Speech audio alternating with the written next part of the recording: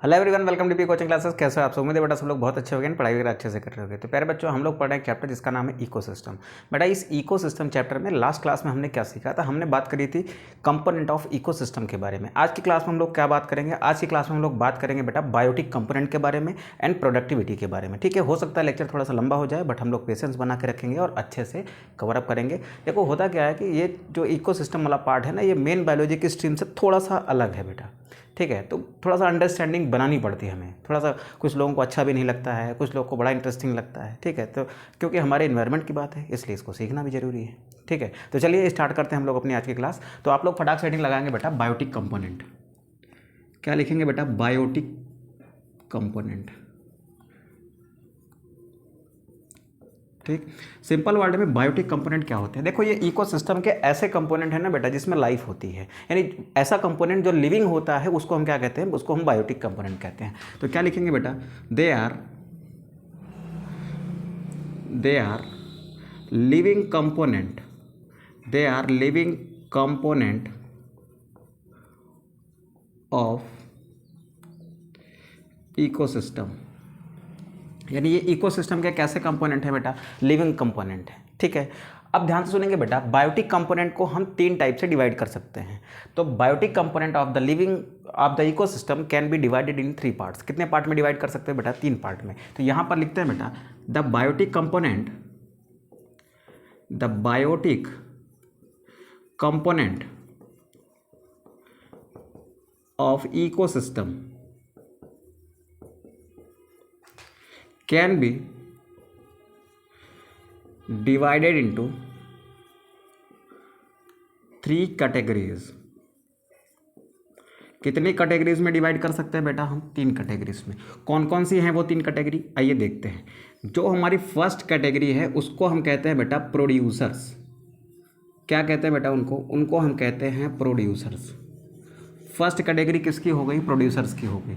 Then आते हैं बेटा कंज्यूमर्स। ठीक है, उसके बाद आते हैं बेटा हमारे डीकम्पोजर्स। ठीक है, एक एक को बढ़िया सा डिटेल में देखेंगे हम लोग अभी। ठीक है, अभी के लिए क्या समझ लेते हैं कि हमारे पास क्या है? हमारे पास प्रोड्यूसर्स हैं, कंज्यूमर्स हैं, डीकम्पोजर्स हैं। They are the part of biotic component present in ecosystem. यानी एक इकोसिस्टम में जो बायोटिक कंपोनेंट होता है उसको हम इन 3 भाग में क्लासीफाई कर सकते हैं। अब सवाल यह है कि प्रोड्यूसर्स क्या होते हैं? तो इकोसिस्टम के ऐसे लिविंग कंपोनेंट जो सन की उपस्थिति में, जो सनलाइट की उपस्थिति में अपना भोजन बनाते हैं, यानी अपना फूड खुद बना लेते हैं, या फिर इनऑर्गेनिक कार्बन को किस में चेंज कर रहे हैं बेटा? ऑर्गेनिक कार्बन में चेंज कर रहे हैं, उन्हें हम क्या कहते हैं बेटा? प्रोड्यूसर्स कहते हैं। तो प्रोड्यूसर्स क्या हैं? प्रोड्यूसर्स क्या है? अगर प्रोड्यूसर्स को डिफाइन करना होगा तो कैसे डिफाइन करेंगे? इसको लिखेंगे बेटा component of ecosystem. component of ecosystem which are autotrophs or make their own food। ठीक, जो अपना खाना खुद बना लेते हैं, यानी अपने खाने के लिए किसी और पर डिपेंड नहीं रहते, उनको हम क्या नाम दे रहे हैं? उनको हम कह रहे हैं बेटा प्रोड्यूसर्स हैं। ठीक है, प्रोड्यूसर्स को और क्या कहा जाता है बेटा? इनको कहा जाता है converters, also known as converters. Sir इनको कन्वर्टर क्यों कह रहे हैं? There are 2 reasons to call them converter. यानी इनको कन्वर्टर कहने के 2 रीज़न हैं। पहला रीज़न क्या है बेटा? पहला रीज़न क्या है? देखो ध्यान से समझो इधर। पहला रीज़न क्या है? देखो मान लो ये कोई ग्रीन प्लांट है। ठीक है, यहाँ पर एक छोटा सा प्लांट ड्रॉ करते हैं। ठीक है, कैसा प्लांट है बेटा? ग्रीन प्लांट है। मार्कर से इसको ग्रीन कर देते हैं। ठीक है, यहाँ पर क्या है बेटा? यहाँ पर सपोज करिए सन है। क्या है ये? सन है। सन से क्या पड़ रही है इस पर? सन से इस पर आ रही है सनलाइट। ये क्या आ रही है? सनलाइट। सनलाइट की उपस्थिति में ये क्या कर रहा है बेटा? फोटोसिंथेसिस कर रहा है। क्या कर रहा है बेटा? फोटोसिंथेसिस कर रहा है। अच्छा सर, फोटोसिंथेसिस में क्या कर रहा है बेटा?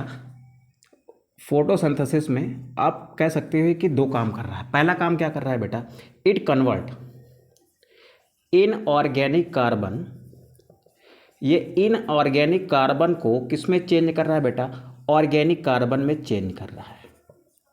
ठीक है, कैसे चेंज कर रहा है लास्ट क्लास में हमने बात कर रखी थी, अभी फिर से कर लेंगे। ठीक है, दूसरा काम क्या कर रहा है बेटा, दूसरा काम क्या कर रहा है, ये जो सन से एनर्जी आ रही है ना, ये किस फॉर्म में है बेटा, ये रेडिएशंस की फॉर्म में है। सन से जो एनर्जी आ रही है वो किस फॉर्म में है, रेडिएशन की फॉर्म में है। तो ये रेडिएशन एनर्जी को, यानी कि जो आपके रेडिएशन की एनर्जी है ना, उसको किस में चेंज कर रहा है, उसको चेंज कर रहा है बेटा केमिकल एनर्जी में। ठीक है, तो यहाँ पर दूसरा काम क्या हो रहा है बेटा, जो आपकी रेडिएंट एनर्जी है, radiant energy converted into chemical energy. आपने थर्मोडायनेमिक्स के लॉ पढ़े होंगे, फिजिक्स में आप पढ़ते हो। ठीक है, क्लास 11th में थर्मोडायनेमिक्स का एक चैप्टर है, फिजिक्स में भी आपको हो सकता है मिल जाए, लेकिन केमिस्ट्री में है, इतना मुझे याद है। ठीक है, तो वहाँ पर आप पढ़ते हो ना first law of thermodynamics, energy not be created not be destroyed, it can be converted into one forms to another, ऐसे करके है। तो एनर्जी क्या हो रही है बेटा, यहाँ पर कन्वर्ट हो रही है। रेडिएंट एनर्जी किस में कन्वर्ट हो रही है, केमिकल एनर्जी में। अच्छा, फोटोसिंथेसिस में क्या होता है बेटा, इधर ध्यान से देखो, इधर ध्यान से देखो क्या होता है। फोटोसिंथेसिस में क्या होता है, फोटोसिंथेसिस में फूड का प्रोडक्शन होता है। ठीक है, मेरी बात को ध्यान सुनो, जितना ज़्यादा फूड बनेगा, जितना ज़्यादा फूड बनाएगा ये प्लांट, उसको हम कहेंगे कि उतनी ज़्यादा इसकी क्या है, प्रोडक्टिविटी है। यानी फूड जितना ज़्यादा बनेगा, प्रोडक्टिविटी उतना ही ज़्यादा होगी। प्रोडक्टिविटी का मतलब क्या है बेटा, प्रोडक्शन हो रहा है। यहाँ पर किसका प्रोडक्शन हो रहा है सर, फूड का प्रोडक्शन हो रहा है। तो एक्चुअली अगर कोई प्लांट है, मेरे पास दो प्लांट है, एक छोटा प्लांट है, एक बड़ा प्लांट है। छोटा प्लांट कम फूड बना रहा है नहीं, उसकी प्रोडक्टिविटी कम है। बड़ा प्लांट क्या है, ज़्यादा फूड बना रहा है, उसकी प्रोडक्टिविटी ज़्यादा है। एक सिंपल टर्म में भी प्रोडक्टिविटी बोल रहा हूँ, अभी डिटेल में हम लोग पढ़ेंगे कि प्रोडक्टिविटी क्या है। ठीक है, यहाँ तक बात समझो बेटा। फोटोसिंथेसिस में क्या होता है, आपके पास इनऑर्गेनिक कार्बन होता है, किस फॉर्म में बेटा, CO2 के फॉर्म में। ठीक है, फिर क्या करते हैं बेटा, वाटर की हेल्प से और सनलाइट की प्रेजेंस में। ठीक है, ये क्या है बेटा, H है, इसको आप कह सकते हैं सनलाइट। ठीक है, सनलाइट की उपस्थिति में यहाँ पर क्या होता है, C6H12O6 + 6O2 + 6H2O का फॉर्मेशन होता है। यहाँ पर 12 लिख लीजिए, यहाँ पर 6 लिख लीजिए। अब देखो क्या हो रहा है, ये जो यहाँ पर बन रहा है बेटा, इसी को हम क्या कह रहे हैं बेटा, यही क्या है, हमारा फूड है। ठीक है, तो प्रोड्यूसर क्या कर रहे हैं बेटा, प्रोड्यूसर अपना खाना खुद बना रहे हैं कि नहीं बना रहे हैं। देखो, किसी की हेल्प ली इन्होंने, किसी दूसरे लिविंग कंपोनेंट की हेल्प लिया इन्होंने, नहीं लिया। इन्होंने क्या किया बेटा, इन्होंने क्या किया, एबायोटिक कंपोनेंट्स की हेल्प से इन्होंने क्या तैयार कर लिया, अपना फूड तैयार कर लिया। अब ये फूड क्या है बेटा, जो ग्लूकोज बना है, ये क्या है एक्चुअल में, ये आपका केमिकल है। ठीक है, और ये जो सनलाइट आई है ना, ये क्या है बेटा, ये इसमें आपकी रेडिएंट एनर्जी है।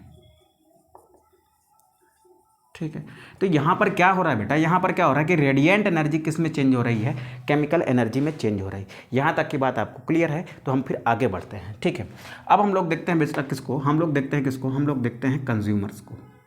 कंज्यूमर क्या होते हैं, ठीक है, देखो अब ठीक है, इस प्लांट ने क्या किया, इन प्रोड्यूसर्स ने क्या किया, अपना खाना खुद बना लिया। अब इकोसिस्टम में ऐसे बहुत सारे ऑर्गेनिजम्स होते हैं जो अपने खाने के लिए प्रोड्यूसर्स पर डिपेंड करते हैं। जैसे हम लोग क्या खाते हैं, हम लोग फ्रूट्स खाते हैं, हम लोग क्या करते हैं बेटा, अनाज खाते हैं, गेहूँ चावल वगैरह ये सब तो खाते हैं। ये सब कहाँ से आता है बेटा, ये सब प्लांट से आता है। तो प्लांट क्या है, प्लांट तो प्रोड्यूसर्स हैं। तो इनडायरेक्टली हम भी किस पर डिपेंड है बेटा, हम तो डायरेक्टली, अगर हम लोग हर्बीवोर्स हैं, हम लोग शाकाहारी हैं, तो हम डायरेक्ट डिपेंड कर रहे हैं किस पर, प्रोड्यूसर्स पर। अब मान लो, चलो ठीक है, मान लिया है कि एक फील्ड है, ठीक, उस फील्ड में बहुत सारी घास है। घास क्या है, घास में फोटोसिंथेसिस होगी, हाँ होगी।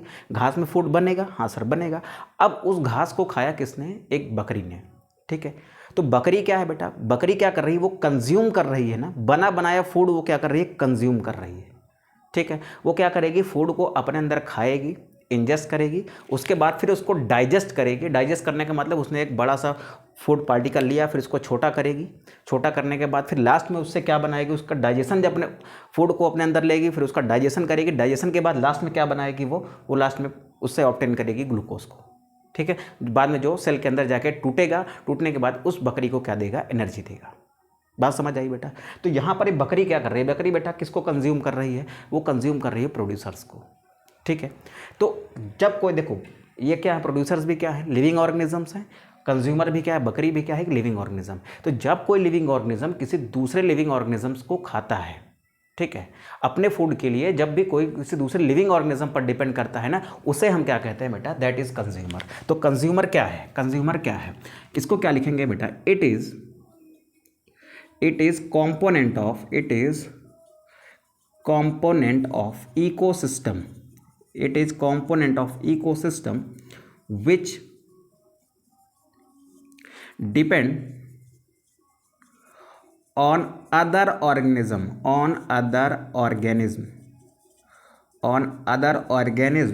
for their food, यानी अपने फूड के लिए वो किस पर निर्भर करते हैं, किसी दूसरे ऑर्गेनिज्म पर डिपेंड करते हैं। दे आर कॉल्ड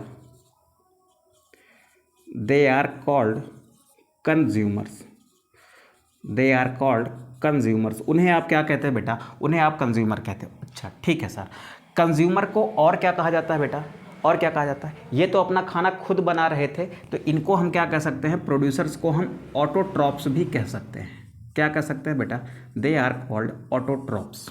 ठीक है, प्रोड्यूसर्स क्या हो गए, कन्वर्टर हो गए, और क्या कहलाइए, ऑटोट्रॉप्स कहलाए। लेकिन यहाँ पर देखो, ये लोग क्या है, अपने फूड के लिए किसी दूसरे पर डिपेंड हैं, इस वजह से इनको हम क्या कह सकते हैं बेटा, इनको हम कह सकते हैं हेट्रोट्रॉप्स।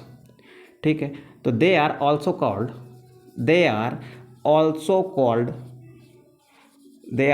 Called heterotrophs. क्या कह सकते हो बेटा, इनको आप हेट्रोट्रॉप्स कह सकते हो। ठीक है सर, ये क्या हो गए, हेट्रोट्रॉप्स हो गए। क्यों, क्योंकि ये अपने फूड के लिए किसी दूसरे पर डिपेंड है। अच्छा, अब और क्या करते हैं बेटा, ये और क्या करते हैं, इन्हें हम क्या कहते हैं, इन्हें हम और क्या कहते हैं बेटा, इन्हें हम होलोजोइक भी कहते हैं। They are called holozoic. ठीक है, ध्यान से सुनो बेटा, ध्यान से सुनो, होलोजोइक क्यों कह रहे हैं, क्योंकि ये फूड को क्या करते हैं बेटा, फूड को क्या करते हैं, एक सॉलिड या लिक्विड फॉर्म में ग्रहण करते हैं। सॉलिड या लिक्विड फॉर्म में पहले उसको खाते हैं, उसके बाद अपनी बॉडी के अंदर उसको डाइजेस्ट करते हैं, फिर उससे क्या करते हैं, फिर उससे ये ग्लूकोज ऑब्टेन करते हैं, या फिर उससे उस ग्लूकोज को ब्रेक करके क्या ऑब्टेन करते हैं, एनर्जी ऑब्टेन करते हैं। तो पहले क्या करेंगे, पहले खाएंगे, उसके बाद डाइजेस्ट करेंगे, तब उससे एनर्जी प्राप्त करेंगे। ठीक है, तो ये क्या करते हैं बेटा, दे फर्स्ट इंजेस्ट, पहले वो उसको खाते हैं, इंजेस्ट का मतलब खाना, they first ingest then digest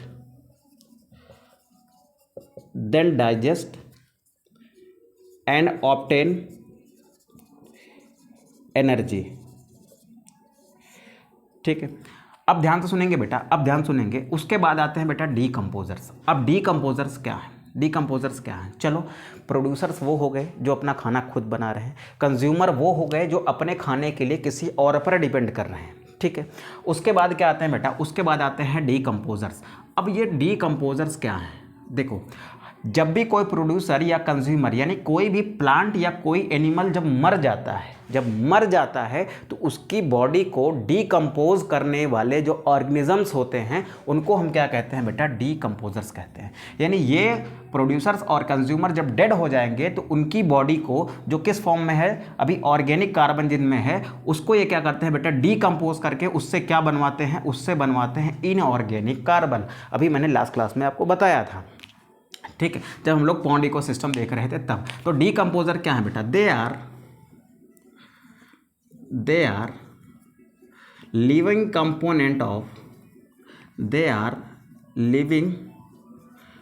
component of ecosystem, they are living component of ecosystem which feed on किस पर फीड करते हैं बेटा, डेड प्लांट्स पर और डेड एनिमल्स पर। Feed on dead plants and dead animals. Dead plants और dead animal पर ये क्या करते हैं बेटा, फीड करते हैं। अच्छा, कैसे फीड करते हैं, देखो बेटा ध्यान सुनो, एनिमल क्या करता है, कंज्यूमर क्या करता है, वो एक फूड को खाएगा, पहले इंजेस्ट करेगा, देन डाइजेस्ट करेगा। फिर उससे क्या प्राप्त करेगा, वो एनर्जी प्राप्त करेगा। ये प्रोसीजर है किसका, कंज्यूमर का। ठीक है, उसके बाद क्या है बेटा, उसके बाद क्या है, डिकम्पोजर क्या करता है, पहले ये डाइजेस्ट कर देगा। पहले क्या कर देगा बेटा, जैसे कोई डेड मटेरियल है, मान लो कोई प्लांट जो है वो डेड हो गया, पहले क्या करेगा, ये उस पर जाके उसको पूरी तरीके से डाइजेस्ट कर देगा, उसको ले आएगा लिक्विड फॉर्म में, उसको ले आएगा लिक्विड फॉर्म में, उसको डाइजेस्ट कर देगा, उसको किस फॉर्म में ले आएगा, लिक्विड फॉर्म में ले आएगा। उसके बाद क्या करता है, फिर ये डिकम्पोजर उसको क्या करेगा बेटा, सक कर लेगा। ठीक है, तो क्या करेगा बेटा, फर्स्ट डाइजेस्ट देन सक। पहले क्या करेगा, उसको डाइजेस्ट करके एकदम छोटा कर देगा, फिर उसको क्या करेगा, बाद में सक कर लेगा। ठीक है, तो ये प्रोसीजर है किसका बेटा, डिकम्पोजर का। तो क्या करते हैं बेटा, इनको और क्या कहते हैं, इनको हम लोग सेप्रोट्रॉप्स भी कहते हैं, saprotrophs. Why they are called saprotrophs, because they feed on dead plants and animal. यहाँ लिखते हैं because they feed on, because they feed on dead plants and animals. वो किस पर फीड करते हैं बेटा, डेड प्लांट्स एंड एनिमल्स पर फीड करते हैं, that's why they are called saprotrophs. ठीक है, अब क्या करते हैं बेटा, पहले क्या करेंगे, जैसे देखो कंज्यूमर क्या कर रहा था, पहले इंजेस्ट कर रहा था, फिर डाइजेस्ट कर रहा था। तो ये क्या करेंगे, पहले डाइजेस्ट कर लेंगे, फिर उसके बाद उसको क्या करते हैं, सक कर लेते हैं। तो क्या लिखेंगे बेटा, दे फर्स्ट डाइजेस्ट देन इंजेस्ट और सक। ये क्या करते हैं, सक कर देते हैं। उसके बाद क्या करते हैं बेटा, दे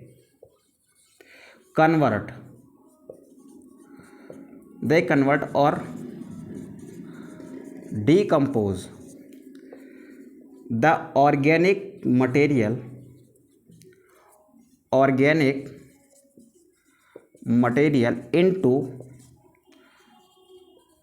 into simple inorganic substances। ठीक है, ये बात है बेटा। अब यहाँ तक बात हमने कर ली। अब हमको इतना समझ आ गया कि बायोटिक कंपोनेंट में क्या क्या होता है, प्रोड्यूसर्स होते हैं, कंज्यूमर्स होते हैं, डीकम्पोजर्स होते हैं। अब चलते हैं बेटा टाइप्स ऑफ कंज्यूमर पर। यहाँ पर लिख लेते हैं बेटा टाइप्स ऑफ कंज्यूमर, कि टाइप्स ऑफ कंज्यूमर क्या होते हैं। यहाँ पर लिखते हैं हम लोग टाइप्स ऑफ कंज्यूमर। एक मिनट बेटा चेक करने दो कि पूरा यहाँ तक दिख रहा है कि नहीं दिख रहा है, देखते हैं बेटा, एक मिनट। हाँ बेटा यहाँ तक दिख रहा है, चलो बाकी अभी टाइप देखेंगे किसके, प्रोड्यूसर्स के, उसको भी फिर हम लोग इधर थोड़ा सा स्पेस बना के कर लेंगे। पहले हम लोग टाइप देखते हैं किसके, कंज्यूमर्स के। देखो कितने टाइप के कंज्यूमर्स होते हैं, आइए देखते हैं। देखो कंज्यूमर होते हैं बेटा दो टाइप के। यहाँ पर लिखते हैं बेटा they are mainly of two types. अब वो कौन से टू टाइप हैं बेटा, यहाँ पर थोड़ा सा हम बड़ा करके लिख देते हैं, फिर थोड़ा सा रफ करके यहाँ पर लिख लेंगे उनके बारे में। पहले को कहते हो आप बेटा हर्बीवोर्स, पहले टाइप के कंज्यूमर को आप क्या कहते हो, हर्बीवोर कहते हो। दूसरे टाइप के कंज्यूमर को आप क्या कहते हो बेटा, कार्निवोर्स कहते हो। क्या कहते हो इनको आप कहते हो कार्निवोर्स। ठीक है, अब क्या होते हैं हर्बीवोर, क्या होते हैं कार्निवोर, अभी समझते हैं। प्रोड्यूसर भी बेटा कितने टाइप के होते हैं आपके, दो टाइप के। देखो प्रोड्यूसर वो हैं जो अपना खाना खुद बनाएंगे। अब अपना खाना खुद बनाने का दो तरीका है। पहला तरीका ये है कि वो सनलाइट की एनर्जी का इस्तेमाल करके बनाएं, दूसरा तरीका ये है कि वो केमिकल एनर्जी को इस्तेमाल करके बनाएं। ठीक है, तो अगर वो सनलाइट का इस्तेमाल करके बना रहे हैं तो इनको हम देखो प्रोड्यूसर को क्या कहते हैं बेटा, आप ऑटोट्रॉप कहते हो। अगर वो सनलाइट का इस्तेमाल करें बेटा, तो सनलाइट का इस्तेमाल करें तो इसको आप क्या कहते हो, इसको आप कहते हो बेटा फोटो ऑटोट्रॉप। क्या कहते हैं बेटा, इसको फोटो ऑटोट्रॉप कहते हो। अगर वो किसी अन्य केमिकल्स का इस्तेमाल करके अपना खाना बनाए तो उसको आप कहते हो बेटा कीमो ऑटोट्रॉप। क्या कहोगे इसको, कीमो ऑटोट्रॉप्स। ठीक, तो ये दो टाइप हो गए किसके बेटा, ये हो गए प्रोड्यूसर के, और ये दो टाइप हो गए किसके, कंज्यूमर के। अब फटाक से आप क्या करेंगे बेटा, अब फटाक से आप इसका पूरे का स्क्रीनशॉट करेंगे, देन थोड़ा सा यहीं पर कहीं पे स्पेस बना के हम लोग लिखते हैं फोटो ऑटोट्रॉप को, फिर कीमो ऑटोट्रॉप को, देन हर्बीवोर्स को, एंड देन कार्निवोर्स को। तो आप फटाक से इसका स्क्रीनशॉट करिए, देन फिर हम लोग आगे बढ़ते हैं। ठीक है, करिए स्क्रीनशॉट। चलो बेटा यहाँ तक आपने कर लिया। अब थोड़ा सा इसको रफ करते हैं यहाँ पर, और फिर हम लोग करते हैं कंज्यूमर के टाइप देखते हैं, और हम लोग देखते हैं प्रोड्यूसर के टाइप्स। ठीक है, चलो ठीक, उसके बाद फिर हम लोग देखेंगे प्रोडक्टिविटी को। सबसे पहले यहाँ लिखते हैं बेटा प्रोड्यूसर्स के टाइप। बात कर रहे हैं हम लोग किसकी, हम लोग बात कर रहे हैं टाइप्स ऑफ प्रोड्यूसर की। देखो प्रोड्यूसर होते हैं बेटा दो टाइप के। कितने टाइप के हैं बेटा? 2 टाइप के हैं। एक तो है आपके फोटो ऑटोट्रॉप, एक क्या है बेटा आपके फोटो ऑटोट्रॉप्स। दूसरे क्या है बेटा आपके? दूसरे हैं आपके कीमो ऑटोट्रॉप्स। ये आपके पहले हैं और ये आपके क्या हैं? दूसरे हैं, कीमो ऑटोट्रॉप्स। ठीक, फोटो ऑटोट्रॉप्स क्या है? देखो ऐसे ऑटोट्रॉप्स जो अपना फूड बनाते हैं किसकी हेल्प से? लाइट की हेल्प से। कौन सी लाइट की हेल्प से? सनलाइट की। ये फोटो का मतलब बेटा लाइट ही होता है। फोटो का मतलब वो सेल्फी वाली फोटो मत समझिएगा, इस फोटो का मतलब यहाँ पर किससे है? लाइट से है। तो यहाँ पर क्या लिखेंगे बेटा? Those autotrophs, those autotrophs which makes their own food, which makes their own food with the help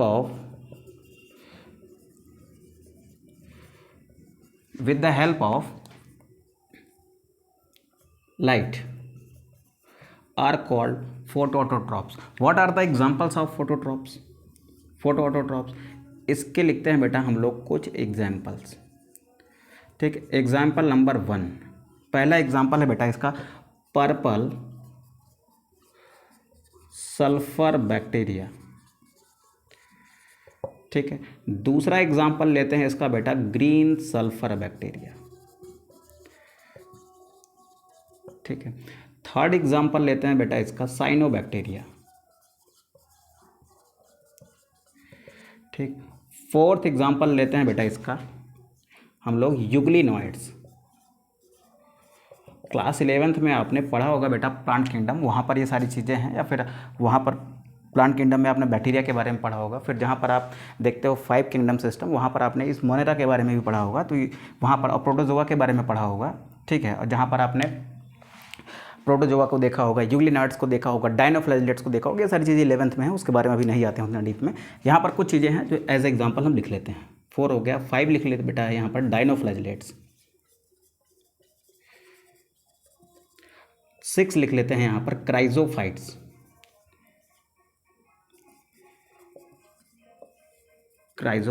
ठीक है। अब ये हो गए बेटा किसके एग्जाम्पल? फोटो ऑटोट्रॉप्स के। अब आते हैं बेटा कीमो ऑटोट्रॉप्स क्या होते हैं। देखो कीमो ऑटोट्रॉप्स ये हैं। अब मान लो चले गए हम लोग डीप ओशियन में। कहाँ चले गए? मान लो ये एक ओशियन है। अब ये ओशियन में पानी भरा हुआ है। ठीक है, अब यहाँ पर बताओ, यहाँ पर खाना कैसे बनेगा? यहाँ पर एकदम डीप ओशियन में, ठीक है, ओशियन की गहराई में, क्योंकि यहाँ तो सनलाइट पहुँच नहीं पा रही है, कुछ ही दूर तक सनलाइट जा सकती है बेटा, यहाँ तक तो नहीं पहुँच सकती ना। तो यहाँ पर खाना कैसे बनेगा? ये प्रोड्यूसर है कहाँ पर? डीप ओशियन में, इन डीप ओशियन, समुद्र की गहराई में है। यहाँ पर खाना कैसे बनेगा? क्योंकि लाइट तो पहुँच नहीं पा रही। फिर यहाँ पर क्या होता है बेटा? यहाँ पर खाना बनता है बेटा कुछ केमिकल्स के थ्रू। ठीक है, तो यहाँ पर केमिकल एनर्जी का इस्तेमाल होता है बेटा। यहाँ पर कुछ केमिकल्स के थ्रू क्या बनता है? खाना बनता है। तो यहाँ पर जो प्रोड्यूसर्स हैं उनको हम क्या कहते हैं? Chemo autotrophs. तो यहाँ पर डेफिनेशन कैसे लिखेंगे बेटा? दोज ऑटोट्रॉप्स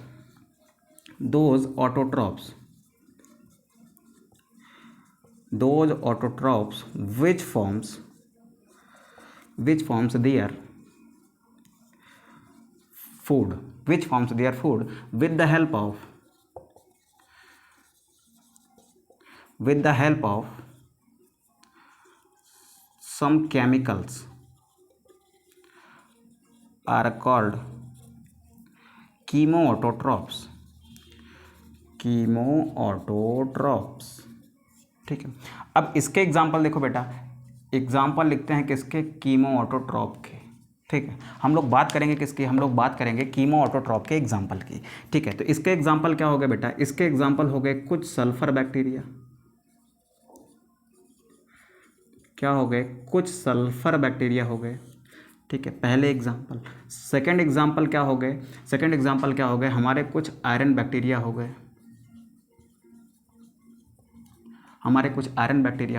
थर्ड एग्जाम्पल क्या हो गए बेटा? कुछ नाइट्रीफाइंग बैक्टीरिया हो गए।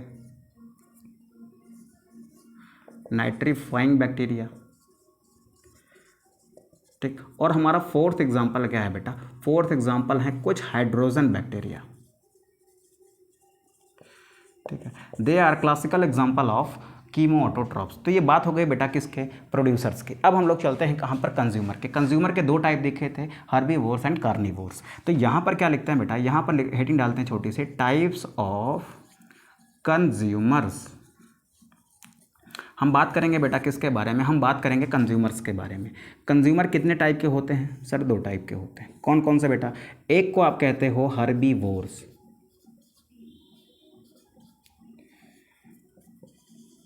ठीक है,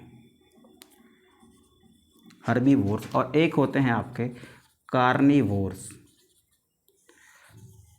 ठीक है। हर्बीवोर्स क्या है, हर्बीवोर्स ऐसे कंज्यूमर हों जो किसको खाते हैं बेटा, जो प्लांट्स को खाते हैं, जो सीधा किस पर डिपेंड होते हैं अपने फूड के लिए, वो सीधा सीधा डिपेंड होते हैं प्लांट्स पर, तो यानी वो डायरेक्ट डिपेंड होते हैं, ठीक है। तो क्या लिखेंगे बेटा, दोज कंज्यूमर्स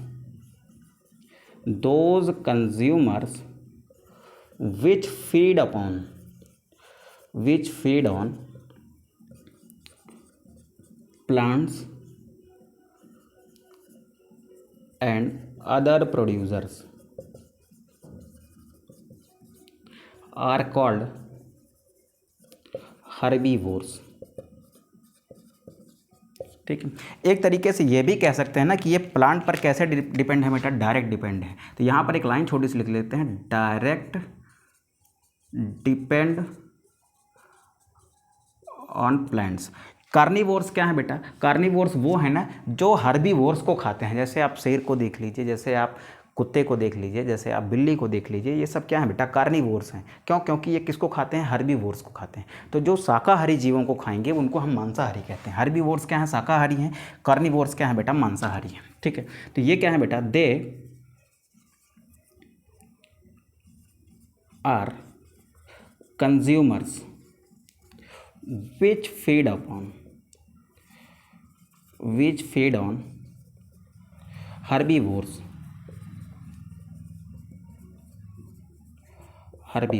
ठीक है। अब क्या ये डायरेक्ट डिपेंड है प्लांट पर, क्या प्लांट को डायरेक्ट खा रहे हैं, डायरेक्ट नहीं खा रहे हैं। तो ये क्या है फिर बेटा, इनडायरेक्टली डिपेंडेंट है किस पर, प्लांट पर। तो यहाँ पर एक लाइन लिखते हैं कि दे आर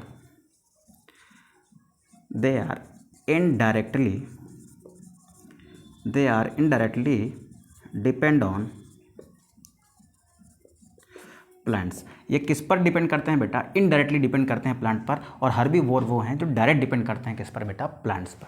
इसका एग्जांपल आप क्या लिख सकते हो, हर्बीवोर्स का एग्जांपल हो गया जैसे आपका डियर हो गया, जैसे आपकी गोट हो गई, जैसे आपकी सिप हो गई, ठीक है। तो ये सब क्या है बेटा, हर्बीवोर्स हैं, ठीक है। कार्निवोर्स में क्या आते हैं, जैसे फॉक्स हो गई, टाइगर हो गया, लायन हो गया, बियर हो गया, दे आर और कार्निवोर्स, ठीक है। और कुछ ऐसे होते हैं बेटा, कुछ ऐसे होते हैं जो हर्बीवोर और कार्निवोर दोनों होते हैं, ठीक है, जो प्लांट्स को भी खा सकते हैं, किसी दूसरे एनिमल को भी खा सकते हैं, दे आर कॉल्ड ओमनीवोर्स, ठीक है। तो एक और कैटेगरी इसमें लिख लो, omnivores. What are omnivores, omnivores क्या है, जो हर्बीवोर प्लस कार्निवोर दोनों क्वालिटीज़ रखते हैं, उनको हम क्या कहते हैं, ओमनीवोर्स कहते हैं। जैसे ह्यूमन को देख लो बेटा, हम लोग क्या हैं, हम लोग प्लांट्स भी खाते हैं, ठीक है। ह्यूमन क्या करता है बेटा, प्लांट्स भी खाता है, ठीक है, प्रोड्यूसर को भी खाता है, ठीक, यानी वो क्या है, हर्बीवोर है, ठीक है। अब और क्या करता है बेटा, कुछ लोगों को देखा होगा आपने, मछली खाते हैं, कुछ लोग बकरी खाते हैं, कुछ लोग मतलब कुछ लोग मीट कंज्यूम करते हैं जानवरों का, तो वो लोग क्या हैं, वो लोग कार्निवोर हैं, ठीक है। अगर आप एनिमल से बना हुआ कोई प्रोडक्ट खा रहे हैं, ठीक है, तो वो भी किस में काउंट होते हैं बेटा, वो काउंट होते हैं किस में, कार्निवोर्स में, ठीक है। तो ध्यान सुनेंगे बेटा, तो ओमनीवोर्स क्या होते हैं, omnivores are those consumer which act as herbivore and carnivore. मतलब जो हर्बीवोर और कार्निवोर दोनों की तरह काम कर सकते हैं ना, जैसे ह्यूमन, उसको हम क्या कहते हैं बेटा, उसको हम कहते हैं वो क्या है, ओमनीवोर है, ठीक है। तो ये बात हो गई किसके बेटा, ये बात हो गई हमारे बायोटिक कंपोनेंट की। तो यहाँ पर बायोटिक कंपोनेंट वाला पार्ट होता है खत्म। अब हम लोग चलेंगे बेटा, इस प्रोड्यूसर से एक टर्म संबंधित है जिसको हम लोग कहते हैं productivity. What do you mean by productivity, ये क्या है बेटा, इंपॉर्टेंट कॉन्सेप्ट है। कैसा कॉन्सेप्ट है बेटा, इंपॉर्टेंट कॉन्सेप्ट है। तो हम लोग देखेंगे किसको, हम लोग देखेंगे बेटा प्रोडक्टिविटी को। तो आइए फटाक से इसका स्क्रीनशॉट करिए, देन फिर हम लोग आगे बढ़ते हैं और देखते हैं किसको, प्रोडक्टिविटी को।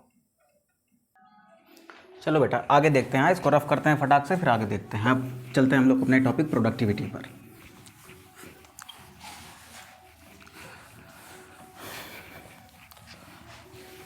अब प्रोडक्टिविटी अगर पूरा करते हैं बेटा तो थोड़ा सा लेक्चर लंबा हो जाएगा, बट कोई बात नहीं, आप थोड़ा सा मैनेज करके चीज़ों को सीखने की कोशिश करिए। ठीक, अब हेडिंग लगाइए बेटा आप प्रोडक्टिविटी। ठीक, हेडिंग लगाइए आप प्रोडक्टिविटी।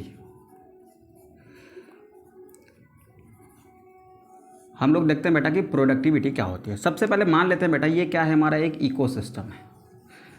ये क्या है, हमारा एक इकोसिस्टम है। ठीक, इकोसिस्टम का ये वाला एरिया इतना, ये इतना एरिया हम बाहर निकालते हैं, यानी इस एरिया को हमने निकाल लिया बाहर। ठीक है सर। अब इस एरिया में बेटा कुछ प्रोड्यूसर्स होंगे। ठीक, और ये एरिया ऐसा है जिसकी लंबाई 1 मीटर है और इसकी चौड़ाई भी 1 ही मीटर है। ठीक है, तो इसका एरिया क्या लिखेंगे बेटा, ये हम लिखेंगे ये 1 मीटर स्क्वायर का एरिया है। ठीक है, फिर यहाँ पर ये क्या मौजूद है बेटा, यहाँ पर मौजूद हैं ये प्रोड्यूसर्स। क्या मौजूद है बेटा, ये मौजूद है प्रोड्यूसर्स। ठीक है, बात को ध्यान से समझेंगे बेटा। अब ये प्रोड्यूसर्स क्या करेंगे, अगर ये प्रोड्यूसर्स ऑटोट्रॉप्स हैं, क्या है बेटा, they are, if they are autotrophs, ये क्या है बेटा, ऑटोट्रॉप्स हैं, तो ये क्या करेंगे, यहाँ पर लिखते हैं बेटा if they are autotrophs, if they are autotrophs, तो ये क्या करेंगे बेटा, ये करेंगे फोटोसिंथेसिस। क्या करेंगे, फोटोसिंथेसिस। फोटोसिंथेसिस के थ्रू क्या करेंगे बेटा, ये फूड का प्रोडक्शन करेंगे। ठीक है, इस फूड को हम नाम दे देते हैं किसका बेटा, एक बायोमास का, यानी जो फूड प्रोड्यूस होगा उसका कुछ मास भी होगा। ठीक है, वो मास कहाँ बन रहा है बेटा, एक लिविंग ऑर्गेनिजम्स के अंदर बन रहा है, इस वजह से इसको क्या नाम दिया, बायोमास। ठीक है, अब ये जो फूड बना है इसके अंदर कुछ मास होगा, इस वजह से इसको हम नाम देते हैं बायोमास का। अच्छा, इस फूड के अंदर जितना फूड बन रहा है उसकी कुछ एनर्जी भी तो होगी बेटा। ठीक है, तो इस फूड को हम लिख सकते हैं बायोमास के भी टर्म में और लिख सकते हैं किसमें बेटा, एनर्जी के टर्म में। बायोमास अगर लिख रहे हैं तो इसका क्या होगा बेटा, कुछ वेट होगा। WT का मतलब यहाँ पर किससे है बेटा, वेट से है। ठीक है, तो यहाँ पर क्या कर रहे हैं बेटा, देखो ये क्या है, एक ये यूनिट एरिया है। ठीक है, हम लोग एक इकाई क्षेत्र ले रहे हैं, यूनिट एरिया ले रहे हैं। What is this, this is a unit area.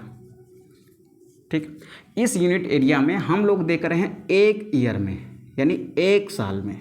ठीक है, ये एक इकोसिस्टम है। इस इकोसिस्टम के एक यूनिट एरिया में 1 साल में फोटोसिंथेसिस के थ्रू प्रोड्यूसर्स कितना खाना बना रहे हैं, जितना बायोमास का प्रोडक्शन हो रहा है, यानी बायोमास का मतलब यहाँ पर सिंपल फूड से है। यहाँ पर जितना फूड बन रहा है उसी को हम क्या कह रहे हैं बेटा, इस इकोसिस्टम की प्रोडक्टिविटी कह रहे हैं। बात समझ आई, नहीं समझ आई, फिर से सुनो एक बार। किसी इकोसिस्टम का वो एक यूनिट एरिया, ठीक है, किसी इकोसिस्टम का यूनिट एरिया जिसमें एक यूनिट टाइम में, एक स्पेसिफिक टाइम में, यहाँ पर स्पेसिफिक टाइम हमने क्या लिया है बेटा, यहाँ पर स्पेसिफिक टाइम हमने लिया है 1 ईयर। तो किसी इकोसिस्टम के किसी यूनिट एरिया में एक स्पेसिफिक टाइम में प्रोड्यूसर्स जितना बायोमास का प्रोडक्शन कर रहे हैं, जितना बायोमास बना रहे हैं, जितना फूड बना रहे हैं, उसी फूड को हम क्या कह रहे हैं बेटा, उसी बायोमास को हम क्या कह रहे हैं, उसी को हम प्रोडक्टिविटी कह रहे हैं। ठीक है, अब यहाँ पर प्रोड्यूसर्स के नंबर जितने ज़्यादा होंगे, यहाँ पर प्रोड्यूसर्स के नंबर जितने ज़्यादा होंगे उतना ज़्यादा बायोमास बनेगा। ठीक है, तो ध्यान से सुनिएगा बेटा, ध्यान से सुनिएगा। इस इकोसिस्टम के इस यूनिट एरिया में, इस इकोसिस्टम के इस यूनिट एरिया में प्रोड्यूसर द्वारा जितना बायोमास का प्रोडक्शन हो रहा है एक स्पेसिफिक टाइम में, उसी को हम क्या कह रहे हैं, प्रोडक्टिविटी कह रहे हैं। तो अगर प्रोडक्टिविटी को डिफाइन करना हुआ तो कैसे डिफाइन करेंगे बेटा, तो कैसे डिफाइन करेंगे बेटा, तो क्या डिफाइन करेंगे, तो पहली बात तो प्रोडक्टिविटी क्या है, प्रोडक्शन ऑफ बायोमास। ठीक है, कहाँ पर, एक यूनिट एरिया में, कब, एक स्पेसिफिक टाइम में, उसी को हम क्या नाम दे रहे हैं, प्रोडक्टिविटी। ठीक है, तो क्या लिखेंगे बेटा, इट इज प्रोडक्शन ऑफ, या फिर ऐसे लिखते हैं बेटा, प्रोडक्टिविटी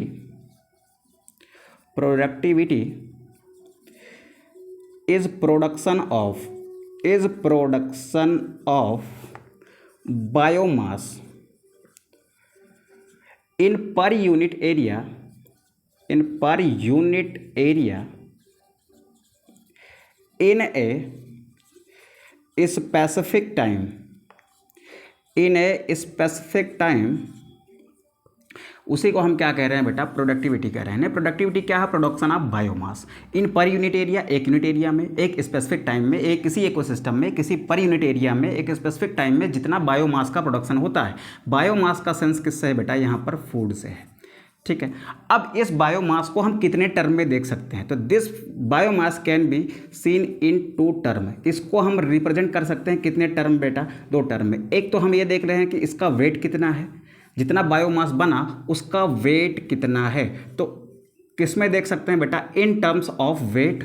और किस टर्म में देख सकते हैं, यहाँ पर जो भी बायोमास बना है उसमें कितनी एनर्जी है। ज़्यादा बायोमास बनेगा ज़्यादा एनर्जी होगी, ज़्यादा बायोमास बनेगा ज़्यादा वेट होगा, कम बायोमास बनेगा कम वेट होगा, कम बायोमास बनेगा तो कम एनर्जी बनेगी। तो हम इसको वेट के भी टर्म में देख सकते हैं और इसको एनर्जी के टर्म में भी देख सकते हैं। तो यहाँ पर किस किस टर्म में देख रहे हैं, एक तो देख रहे हैं वेट के टर्म में, दूसरा देख रहे हैं बेटा इसको एनर्जी के टर्म में। तो जब इसको वेट के टर्म में देखेंगे ना तो हम क्या कहेंगे बेटा, यहाँ पर वेट के टर्म में देखोगे ना तो यहाँ पर क्या लिखोगे बेटा, यहाँ पर इसको किलोग्राम में लिख सकते हो या फिर ग्राम में लिख सकते हो, केजी पर मीटर स्क्वायर, क्योंकि एरिया को आप किस में रिप्रेजेंट करते हो बेटा, मीटर स्क्वायर में। और कितने टाइम में, पर ईयर में। केजी में कह दो, ग्राम में कह दो, अगर ग्राम में रिप्रेजेंट करना है तो ग्राम पर मीटर स्क्वायर पर ईयर। ठीक है। अगर इसको एक और फॉर्म में लिखना है बेटा, क्लासिकल मैथमेटिक फॉर्म में लिखना है तो ग्राम, उसके बाद फिर मीटर, यहाँ पर ऐसे, यहाँ पर ऐसे। ठीक है, ऐसे भी लिख सकते हो, क्योंकि जो चीज़ें अब देखो ये दोनों चीज़ें कहाँ पर हैं, ये दोनों चीज़ें अपान में है। कुल मिला के ये सीन कुछ इस तरीके का है। ठीक है, ऐसे है। तो ये जब ऊपर जाता है बेटा ना तो ये पावर हो जाती है माइनस में। ठीक है, ये देखो यहाँ पर कुछ नहीं तो यहाँ पर 1 मान लिया, तो ये भी ऊपर गया तो किस में हो गया, माइनस में। ठीक है, ऐसे ही बेटा एनर्जी को किस में देखते हो, एनर्जी को किस में देखते हो बेटा, किलो कैलोरी में देखते हैं। तो यहाँ पर लिख देते हैं KCL metre square per year. ठीक है, या फिर इसको किलो जूल भी कह देना, मीटर स्क्वायर पर ईयर। और इसको और कैसे लिख सकते हो बेटा, KCL ऐसे और ऐसे। ठीक है, ऐसे देख सकते हो आप किसको, इस प्रोडक्टिविटी को। अब अगर आपने कायदे से एनसीईआरटी पढ़ी है तो एनसीईआरटी के पीछे वाले पार्ट में जाइए जहाँ पर चैप्टर की समरी दी रखी होती है। समरी में प्रोडक्टिविटी को और अच्छे तरीके से डिफाइन किया गया। वहाँ पर एक और डेफिनेशन है किसकी, प्रोडक्टिविटी के। देखो, अगर इस प्रोड्यूसर को खाना बनाना है तो इसको किसका इस्तेमाल करना पड़ेगा बेटा, इसको यूज़ करना पड़ेगा क्या, सनलाइट। ठीक है, तो इसको क्या यूज़ करना पड़ेगा, सनलाइट यूज़ करना पड़ेगा। ठीक है, तो एक यूनिट एरिया में एक स्पेसिफिक टाइम में प्रोड्यूसर जितनी सनलाइट को एब्जॉर्व करता है, जितनी सनलाइट को यूज़ करता है या जितनी सनलाइट को एब्जॉर्व करता है ना, उसी को हम क्या कहते हैं बेटा, प्रोडक्टिविटी कहते हैं। तो एक अदर डेफिनेशन है, कहाँ से, एनसीईआरटी की समरी वाले पार्ट से। कहाँ से बेटा, हम लोग देख रहे हैं एनसीईआरटी की समरी वाले पार्ट से। ठीक है, अब इस वाले पार्ट से प्रोडक्टिविटी को क्या कहते हैं बेटा, प्रोडक्टिविटी क्या है बेटा, productivity is total sunlight absorb in per unit area, in per unit time, या फिर पर यूनिट टाइम के बजाय लिख लो इन स्पेसिफिक टाइम। एक स्पेसिफिक टाइम में इस पर यूनिट एरिया में जितनी सनलाइट एब्जॉर्ब हो रही है ना, उसी को हम क्या कहते हैं बेटा, उसी को हम कह रहे हैं productivity according to your NCERT summary. ये बात हो गई किसकी बेटा, ये बात हो गई प्रोडक्टिविटी की। अच्छा, अब चलते हैं हम लोग कहाँ पर, अब हम लोग डिस्कस करते हैं बेटा टाइप्स ऑफ प्रोडक्टिविटी। अब यहाँ पर आप एक छोटी सी हेडिंग डालेंगे बेटा, टाइप्स ऑफ प्रोडक्टिविटी। अब पूरा कंसंट्रेशन बना के रखिए क्योंकि अब चीज़ें थोड़ा सा कॉम्प्लिकेटेड होने वाली हैं। Types of productivity. ठीक है, हम लोग ये देखेंगे कि प्रोडक्टिविटी के कितने टाइप होते हैं। ठीक है, अब ध्यान से सुनेंगे बेटा, ध्यान से सुनेंगे। अब प्रोडक्टिविटी क्या है, किसी पर यूनिट एरिया में जो प्रोड्यूसर्स होते हैं वो जितना खाना बना रहे हैं वही क्या है, प्रोडक्टिविटी है। ठीक है, अब ध्यान से सुनेंगे बेटा, अब ध्यान से सुनेंगे। प्रोडक्टिविटी होती है 2 टाइप की, तो क्या लिखेंगे बेटा, प्रोडक्टिविटी कैन बी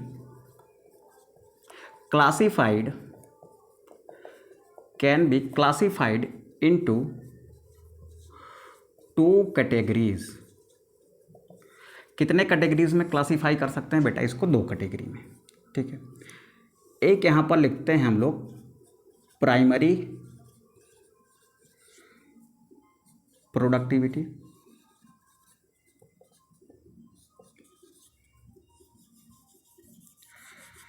और दूसरा लिखते हैं बेटा यहाँ पर secondary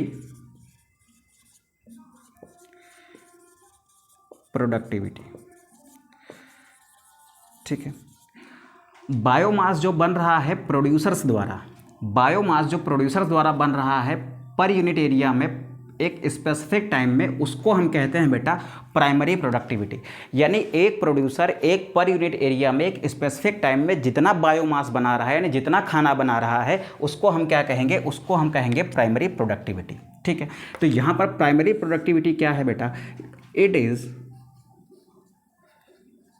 is biomass produced by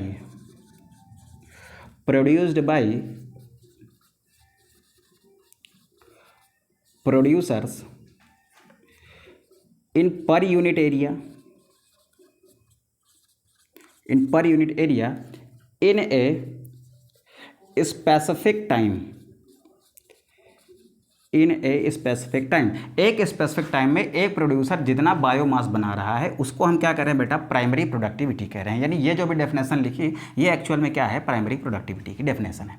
तो सर सेकेंडरी प्रोडक्टिविटी क्या है, देख बेटा, अगर प्रोड्यूसर बायोमास का प्रोडक्शन कर रहा है तो वो प्राइमरी प्रोडक्टिविटी है। अगर कंज्यूमर बायोमास का प्रोडक्शन कर रहे हैं तो वो क्या है, सेकेंडरी कर्म आपकी प्रोडक्टिविटी है। तो सर बायोमास का प्रोडक्शन कैसे कर सकता है कंज्यूमर, क्योंकि कंज्यूमर तो अपने फूड के लिए किस पर डिपेंड करता है, प्रोड्यूसर पर। तो बेटा सेकेंडरी प्रोडक्टिविटी जैसी कोई चीज़ नहीं एग्जिस्ट करती है। फिर भी हम लिख लेते हैं, यहाँ पर लिख लेते हैं biomass produced by consumer in per unit area in a specific time. ठीक है सर। अब चलते हैं बेटा प्राइमरी प्रोडक्टिविटी के टाइप पर। अब थोड़ा सा चीज़ें कॉम्प्लिकेटेड हो रही हैं। ठीक है, primary productivity can be classified into two categories. Primary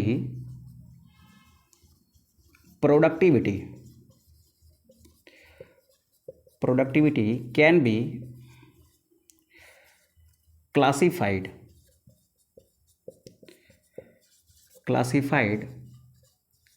into two categories। अब ये दो कैटेगरी कौन कौन सी हैं? पहली कैटेगरी है इसमें बेटा ग्रॉस प्राइमरी प्रोडक्टिविटी की। पहली कैटेगरी क्या है बेटा, ग्रॉस प्राइमरी प्रोडक्टिविटी। दूसरी कैटेगरी क्या है इसमें, दूसरी कैटेगरी है इसमें net primary productivity.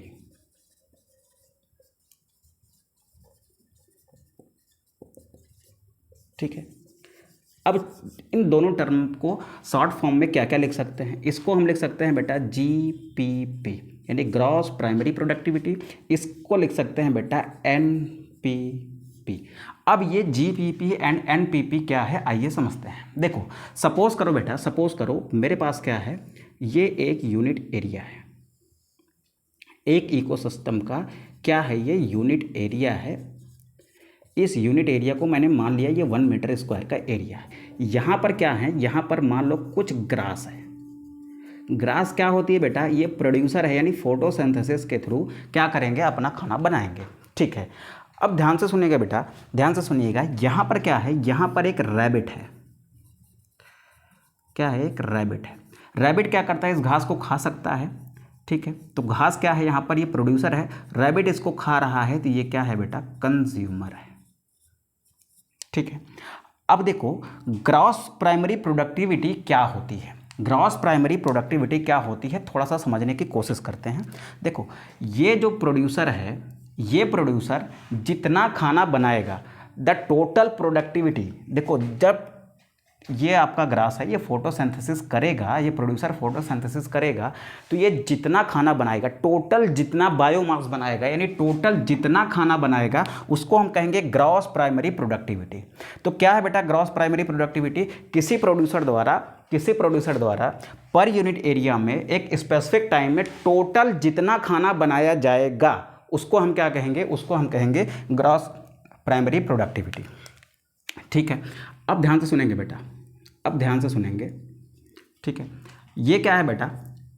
The total biomass, चलो यहां पर लिखते हैं बेटा, इस पे लिखते हैं। ये क्या है आपका? अलग कलर में कर लेते हैं थोड़ा सा ऐसे।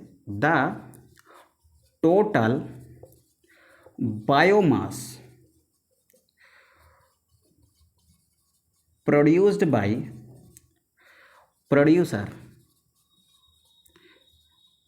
इन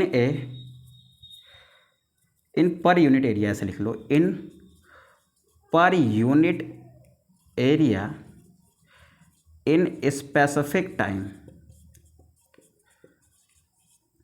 उसको हम क्या कहते हैं? उसको हम कहते हैं जीपीपी, यानी ग्रॉस प्राइमरी प्रोडक्टिविटी। यानी एक प्रोड्यूसर एक स्पेसिफिक टाइम में टोटल जितना बायोमास बनाएगा, उसको हम क्या कहेंगे? उसको हम कहेंगे कि वो क्या है हमारा? वो हमारा ग्रॉस प्राइमरी प्रोडक्टिविटी है। सपोज करो यहाँ पर एक हाइपोथेटिकल एग्जांपल लेते हैं, ऐसे मन से एक एग्जांपल ले लेते हैं। मान लो इस प्रोड्यूसर ने बनाया बेटा 1000 जूल, या फिर किलो जूल कर लेते हैं, 1000 किलो जूल इसने क्या बनाया? एनर्जी बना लिया। ठीक है, हम बायोमास को किस में देख सकते हैं? एनर्जी के टर्म्स में देख सकते हैं, तो एनर्जी में देखते हैं। इसने क्या बनाया बेटा? इतना भी यहाँ पर बायोमास बना लिया है। यहाँ पर इस प्रोड्यूसर ने क्या बनाया? बायोमास बनाया, यानी फूड बनाया, जिसमें कितनी एनर्जी स्टोर्ड है? वो एनर्जी स्टोर्ड है 1000 किलो जूल।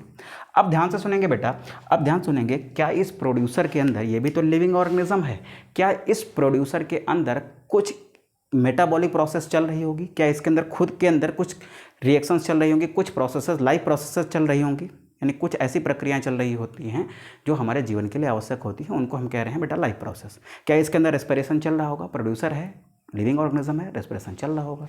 तो मान लो इसमें रेस्पिरेशन चल रहा है, तो ये क्या करेगा बेटा? ये इसमें से 900 किलो जूल, तो ये क्या कर रहा है बेटा? यूज़ कर ले रहा है अपनी लाइफ प्रोसेसेस के लिए। ठीक है, अब इसने टोटल खाना बनाया था कितना? 1000 किलो जूल। ये क्या था आपका? जीपीपी था। ठीक है, जिसमें से इसने अपने खुद के बॉडी में जो भी रिएक्शंस चल रही हैं, उसके लिए इसने कितना इस्तेमाल कर लिया बेटा? 90%। कितना इस्तेमाल कर लिया? 90%। अब बचा कितना यहाँ पर? बचा इसके पास 100 जूल। तो अब ये जो 100 जूल बचा है ना, अब इसको जो खाएगा, इस प्रोड्यूसर को जो खाएगा, कौन खा रहा है बेटा? ये कंज्यूमर खा रहा है। अब ये जो कंज्यूमर इसको खा रहा है ना, इसमें से इसने 1000 तो बनाया था, लेकिन 900 तो यूज़ कर लिया। बचा कितना इसके पास? बचा इसके पास कितना? 100 किलो जूल। कितना बचा बेटा? 100 किलो जूल बचा। और ये 100 किलो जूल जो प्रोड्यूसर से कहाँ ट्रांसफ़र हो रहा है? कंज्यूमर में। कब? जब कंज्यूमर प्रोड्यूसर को खाएगा तब। तो ये जो 100 किलो जूल कहाँ जाएगा फिर? ये जाएगा बेटा रैबिट में। तो यहाँ पर क्या देख रहे हो आप? यहाँ पर देख रहे हो ना कि प्रोड्यूसर से कुछ एनर्जी, कितना परसेंट बेटा? 10%। ये कुछ एनर्जी कहाँ ट्रांसफ़र हो रही है? कंज्यूमर में। तो ये जितनी एनर्जी के टर्म में हम किसको देख रहे हैं बेटा? बायोमास को। तो जितना बायोमास ट्रांसफ़र हो रहा है प्रोड्यूसर से कंज्यूमर में ना, उसको हम क्या कह रहे हैं बेटा? उसको हम कह रहे हैं एनपीपी। तो एनपीपी क्या है बेटा? एनपीपी क्या है? It is biomass which is transferred from producer to consumer। जो प्रोड्यूसर से कहाँ जा रहा है बेटा? कंज्यूमर में जा रहा है। ठीक है, अब इसको एक तरीके से और लिख सकते हैं बेटा कि इस प्रोड्यूसर के अंदर जितना बायोमास अवेलेबल है कंज्यूमर को ट्रांसफ़र करने के लिए, कितना अवेलेबल है? 100 किलो जूल अवेलेबल है। क्यों? क्योंकि 900 तो इसने इस्तेमाल कर लिया। तो जितना अवेलेबल है इसके पास बायोमास कंज्यूमर को ट्रांसफ़र करने के लिए, उसी को हम क्या कर रहे हैं? नेट प्राइमरी प्रोडक्टिविटी कह रहे हैं। ठीक है, तो यहाँ पर क्या लिख सकते हैं बेटा? बायोमास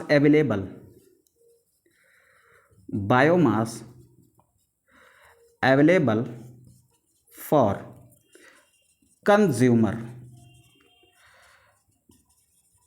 इज कॉल्ड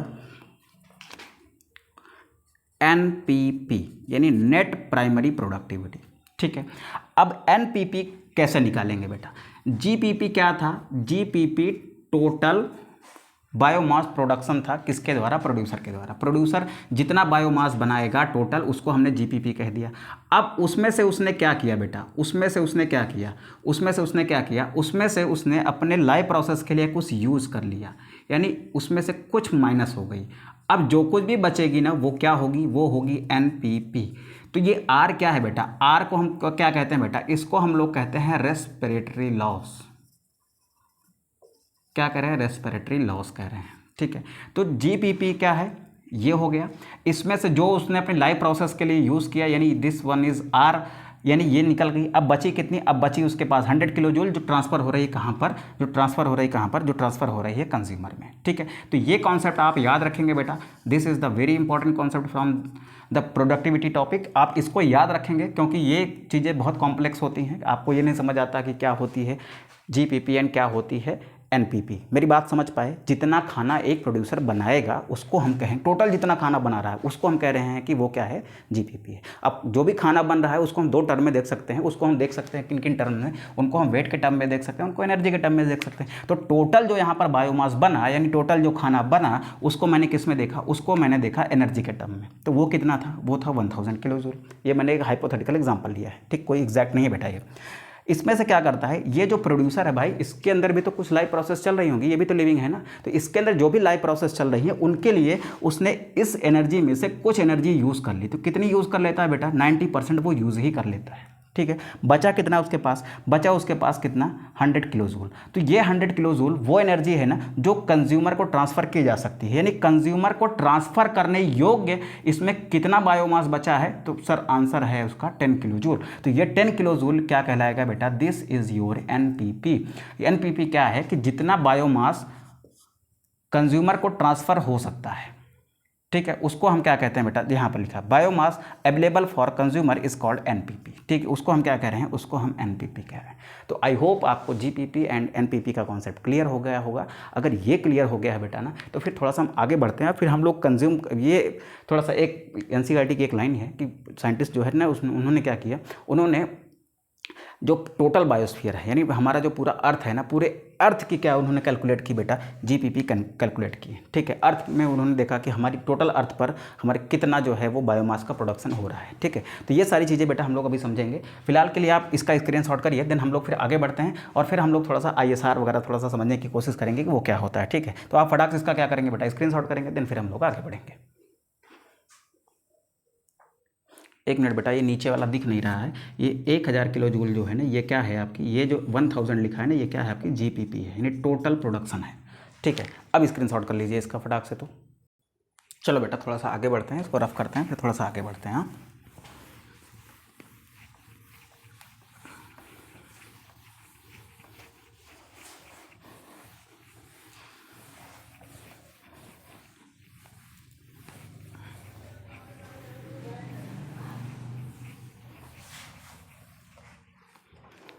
चलो अब यहाँ पर लिखते हैं बेटा, देखो जो साइंटिस्ट थे, कुछ साइंटिस्ट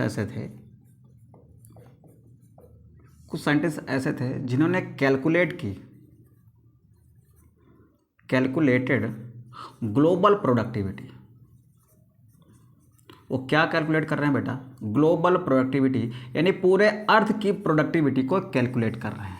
ठीक है, ग्लोबल का मतलब है कि बात किसकी चल रही है? होल अर्थ की। ठीक है, यानी किसकी बात चल रही है बेटा? होल बायोस्फीयर,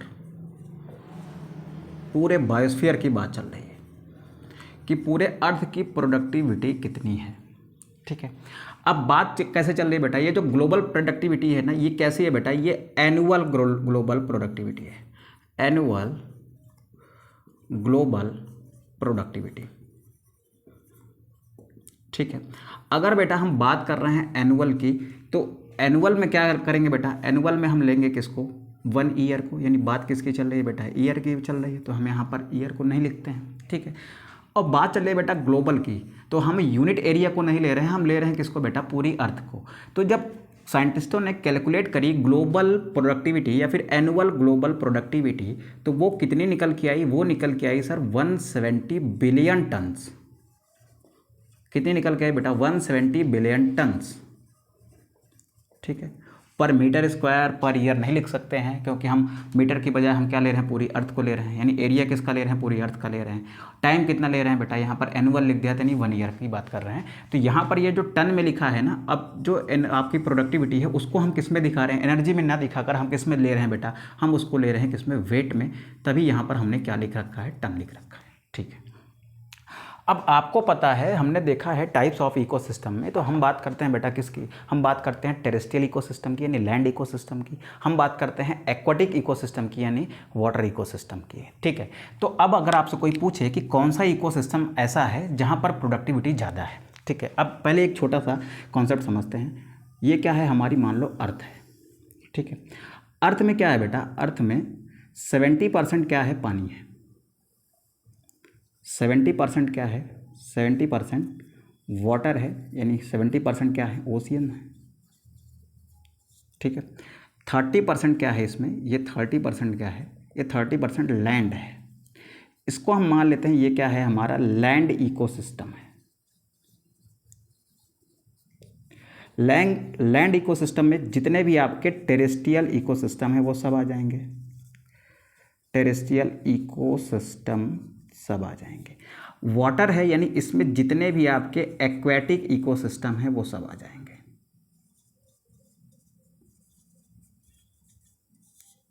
ठीक है, अब मैं आपसे एक छोटा सा सवाल करता हूं कि पूरे अर्थ की जो प्रोडक्टिविटी है वो 170 बिलियन टन्स है।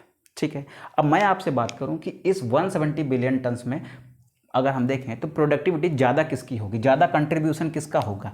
एक्वेटिक का ज़्यादा कंट्रीब्यूशन होगा कि ज़्यादा कंट्रीब्यूशन लैंड का होगा? आपको मैं 10 सेकंड देता हूँ, या फिर चलो 20 सेकंड देता हूँ, आप सोच के बताओ कि इस 170 बिलियन टन्स जो टोटल एनुअल ग्लोबल प्रोडक्टिविटी है उसमें एक्वेटिक का कंट्रीब्यूशन ज़्यादा होगा जो अर्थ पर 70% है, या फिर लैंड इकोसिस्टम का पर इस प्रोडक्टिविटी में कंट्रीब्यूशन ज़्यादा होगा जो टोटल अर्थ पर कितना है? केवल 30% है। आप सोचो। ठीक है, तो देखो ऐसे में हमको क्या लग रहा होगा बेटा? ऐसे में आप कमेंट बॉक्स में अपना आंसर ड्रॉप करो, फिर मैं आगे बताता हूँ आपको। ठीक है, देखो ऐसे में क्या है बेटा? हमें क्या लग रहा है कि इस अर्थ पर 70% तो वाटर है, तो टोटल प्रोडक्टिविटी में इस वाटर का कंट्रीब्यूशन यानी एक्वाटिक इकोसिस्टम का कंट्रीब्यूशन ज़्यादा होना चाहिए, लेकिन ऐसा होता नहीं है बेटा। प्रोडक्टिविटी में आप मेनली क्या करते हो? आप याद करो, थोड़ा सा पहले आप याद करो, प्रोडक्टिविटी में क्या यूज़ होती हैं? सनलाइट यूज़ होती हैं। अब आप सोचो कि इस एक्वाटिक इकोसिस्टम का जो मेजर पार्ट है बेटा वो क्या है? मेजर पार्ट तो ओशियन है। मेजर पार्ट तो क्या है? ओशियन है। और ओशियन कैसे होते हैं बेटा? डीप होते हैं, यानी गहरे होते हैं। तो क्या उनकी गहराई तक आपकी सनलाइट जा पा रही होगी? नहीं जा पा रही होगी। ठीक है, तो मान लो ये, चलो ये ओशियन हो गया। ठीक है, अब इस ओशियन में यहाँ पर मान लो ऊपर सन है ऐसे, तो क्या इसकी सनलाइट बेटा नीचे तक पेनिट्रेट कर पा रही होगी? नहीं कर पा रही होगी, कुछ ही दूर तक जा पा रही होगी। ठीक है, तो यहाँ पर जो ये डीप सी है इसको हम कह रहे हैं बेटा ये क्या है? ये हमारा डीप सी है। ठीक है, ये वाला इलाका। ठीक है, इस डीप सी में इस लाइट के कारण तो प्रोडक्शन नहीं हो रहा होगा, तो यहाँ पर फोटो ऑटोट्रॉप्स तो नहीं मिलेंगे। यहाँ पर क्या मिलेंगे बेटा? कीमो ऑटोट्रॉप मिलेंगे। यहाँ पर क्या मिलेंगे हमको? यहाँ पर कीमो ऑटोट्रॉप्स मिलेंगे। ठीक है, तो यहाँ पर प्रोडक्शन बेटा, यहाँ पर प्रोडक्शन कम होगा। अब चले जाओ आप इस 30% में। इस 30% पे आप जाके देखो तो वहाँ पर क्या है बेटा? बहुत सारे ग्रीन प्लांट्स वगैरह हैं, बड़े बड़े रेन फॉरेस्ट हैं, जैसे अमेजॉन के रेन फॉरेस्ट आपने सुना है। आपने इंडिया में चले जाओ, आप अंडमान निकोबार है, ठीक है, उस आइलैंड पर आप जाओगे, वहाँ पर भी आपको बहुत सारे रेन फॉरेस्ट मिलेंगे। ठीक है, तो ध्यान से सुनेंगे बेटा। तो जो टेरेस्ट्रियल वाला है, टेरेस्ट्रियल इकोसिस्टम भले ही अर्थ पर क्या हो? कम हो, किसकी अपेक्षा? एक्वाटिक इकोसिस्टम की अपेक्षा, लेकिन उसकी प्रोडक्टिविटी एक्वाटिक से ज़्यादा है। क्यों? क्योंकि एक्वाटिक मीडियम में क्या है? लाइट बहुत अंदर तक नहीं जा सकती है। टेरेस्ट्रियल पर क्या है कि लाइट प्रॉपर तरीके से पड़ सकती है उनके ऊपर। तो ध्यान से सुनेंगे बेटा, यहाँ पर जो ये टेरेस्ट्रियल है, टेरेस्ट्रियल इकोसिस्टम है, इसका जो कंट्रीब्यूशन है वो अप्रॉक्सीमेटली 115 बिलियन टन्स का है। कितने का है बेटा? 115 बिलियन टन्स का। ठीक है, अब बात करें अगर बेटा किसकी, हम बात करें एक्वाटिक इकोसिस्टम की। किसकी बात कर रहे हैं बेटा, एक्वाटिक इकोसिस्टम की। ठीक है, अगर हम बात करते हैं एक्वाटिक इकोसिस्टम की तो इसका कंट्रीब्यूशन कितने का है, तो बेटा इसका कंट्रीब्यूशन है ओनली 55 बिलियन टन्स का। कितने का बेटा, 55 बिलियन टन्स का। ठीक है सर, ये बात हो गई बेटा किसकी, ये बात हो गई किसकी, हमारे अर्थ, पूरे अर्थ के इकोसिस्टम को अगर हम मान लें एक बड़ा इकोसिस्टम, तो उसकी ग्लोबल प्रोडक्टिविटी कितनी होगी एक साल में, ये बात हो गई उसकी। ठीक है, अब मेरी बात को ध्यान से सुनिएगा बेटा, अब मेरी बात को ध्यान से सुनिएगा। अगर हम बात करते हैं बेटा किसकी, हम कंपेयर करते हैं इकोसिस्टम को, हम बात करते हैं अर्थ पर जितने भी इकोसिस्टम है ना, उनमें कौन से ऐसे इकोसिस्टम होते हैं जिसकी हाई प्रोडक्टिविटी होती है, कौन से ऐसे इकोसिस्टम हैं जिसकी क्या है बेटा, हाई प्रोडक्टिविटी है, जिसकी क्या है, हाई प्रोडक्टिविटी है। और कौन से ऐसे इकोसिस्टम है बेटा जिसकी क्या होती है, लो प्रोडक्टिविटी होती है।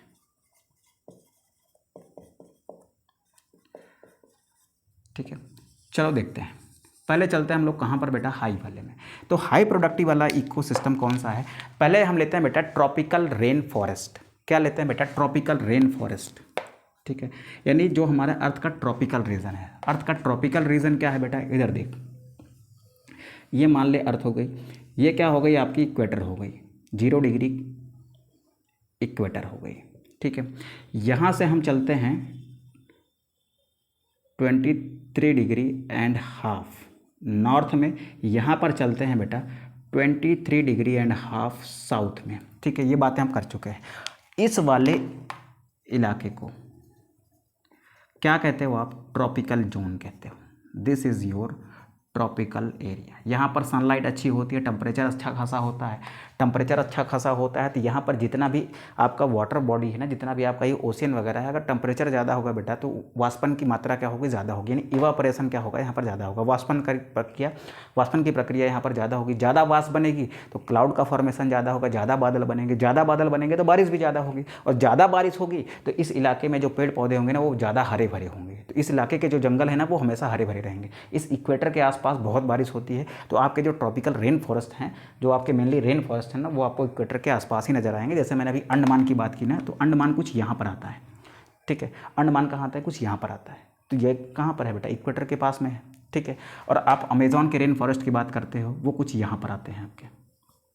ठीक है, अमेजॉन के रेन फॉरेस्ट आपको कुछ इस इलाके में मिलेंगे ऐसे यहाँ पर। ठीक है, तो यहाँ पर भी खूब बारिश होती है। ठीक, तो जो रेन फॉरेस्ट है ना, जो आपके ट्रॉपिकल रेन फॉरेस्ट है, यहाँ पर क्या करेंगे बेटा, यहाँ पर जो आपके इसके एग्जाम्पल लिखते हैं। ठीक है, थोड़ा सा मार्कर चेंज करते हैं फिर लिखते हैं इसके एग्जाम्पल। इसके एग्जाम्पल क्या, सॉरी यहाँ पर लिखेंगे हाई प्रोडक्टिविटी वाले क्या हैं इसके एग्जाम्पल। ठीक है, पहला क्या है इसका एग्जाम्पल, पहला एग्जाम्पल है बेटा आपके tropical rain forest. Tropical rain forest. ठीक है, ट्रॉपिकल रेन फॉरेस्ट जो है ना, ये कैसा इकोसिस्टम है बेटा, ये टेरेस्ट्रियल इकोसिस्टम है। तो टेरेस्ट्रियल इकोसिस्टम में, टेरेस्ट्रियल इकोसिस्टम में ट्रॉपिकल रेन फॉरेस्ट की प्रोडक्टिविटी क्या होती है, ज़्यादा होती है। दूसरे आते हैं बेटा एक्वाटिक में, देखते हैं कौन सा ऐसा एक्वाटिक इकोसिस्टम है। ठीक है, तो जहाँ पर कोरल रीफ्स होती हैं। ठीक है, जहाँ पर कोरल रीफ्स होती हैं, ठीक है, जहाँ पर कोरल्स होते हैं, जैसे आप सर्च करिएगा ऑस्ट्रेलिया में ग्रेट बैरियर रीफ है। ठीक है, ग्रेट बैरियर रीफ कहाँ पर है, कैसी है, उसको आप थोड़ा सा एक बार अपना गूगल करके देखिएगा। तो ग्रेट बैरियर रीफ क्या है, वो एक तरीके का एक्वाटिक इकोसिस्टम है। ठीक है, ग्रेट बैरियर रीफ आप जाके देखिएगा, वहाँ पर आपको बहुत सारे कोरल्स दिखाई देंगे। आप उसकी इमेजेस देखिएगा, आपको समझ आ जाएगा कि कोरल्स क्या होते हैं। ठीक है, अब फिर चलते हैं बेटा थर्ड में। थर्ड में चलते हैं हम लोग कहाँ पर, हम लोग चलते हैं बेटा मैन मेड इकोसिस्टम पर। अब आप बताओ सर मैन मेड इकोसिस्टम क्या है, ऐसा इकोसिस्टम जो हम लोग बनाते हैं। जब हम लोग आर्टिफिशियल इकोसिस्टम का एग्जांपल देख रहे हैं तो वहाँ पर हमने लिखा था बेटा क्रॉप फील्ड्स। क्या लिखा था बेटा, क्रॉप फील्ड्स, यानी जो हमारी फसल होती हैं, फसल वाले खेत होते हैं ना, उनमें क्या, उनको हम क्या कहते हैं, वो हमारे आर्टिफिशियल इकोसिस्टम है, यानी मैन मेड है। अब मैन मेड इकोसिस्टम में सबसे ज़्यादा प्रोडक्टिविटी कहाँ देखने को मिलती है बेटा, तो वो देखने को मिलती है बेटा शुगर केन क्रॉप फील्ड्स में। कहाँ देखने को मिलेंगी? शुगर केन क्रॉप फील्ड्स में। ठीक है, कहाँ देखने को मिलेंगी बेटा? शुगर केन क्रॉप फील्ड्स में मिलेंगे। अच्छा, शुगर केन क्रॉप फील्ड्स में क्यों मिलती हैं? बिकॉज इट इज़, यानी शुगर केन जो है वो क्या है बेटा? वो एक C4 प्लांट है। और जो C4 प्लांट होते हैं ना, आपने अगर फोटोसिंथेसिस पढ़ी हो तो जो C4 प्लांट होते हैं ना, उनकी प्रोडक्टिविटी C3 प्लांट्स की अपेक्षा क्या होती है? डबल होती है। तो C4 plants have double productivity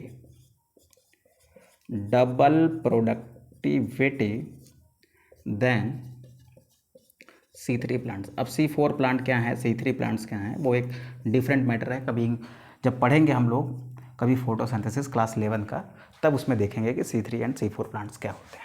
ठीक है, अब चलते हैं बेटा हम लोग आगे। अब हम लोग आते हैं कहाँ पर? लो प्रोडक्टिविटी वाले इकोसिस्टम की बात करते हैं। तो ये हो गए हमारे 3 जो हाई प्रोडक्टिविटी रखते हैं। ठीक है, हमने ट्रॉपिकल रेन फॉरेस्ट देखा जो टेरेस्ट्रियल इकोसिस्टम है, कोरल रीफ्स देखे जो एक्वाटिक इकोसिस्टम है, फिर हमने शुगर केन क्रॉप फील्ड्स देखी जो क्या है बेटा? मैन मेड इकोसिस्टम है। अब हम बात करेंगे बेटा किसकी? हम बात करेंगे लो प्रोडक्टिविटी की। तो लो प्रोडक्टिविटी में जो